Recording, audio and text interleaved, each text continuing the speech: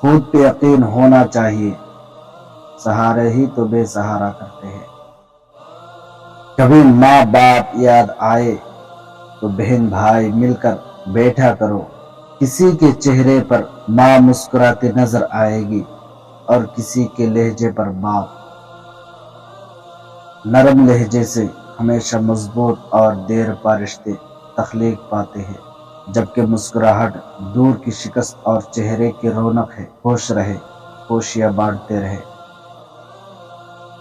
کبھی کبھی ہم تھک جاتے ہیں یہ ثابت کرتے کرتے کہ بے شک ہمارا طریقہ غلط تھا پر ارادہ نہیں۔ کبھی کبھی جو لوگ ہمیں بیوقوف سمجھ رہے ہوتے ہیں، دراصل ہم ان کی ہوشیاریوں کو نظر انداز کر رہے ہوتے ہیں۔ دوستی کی کشتی میں پہلا سراغ شک کا ہوتا ہے۔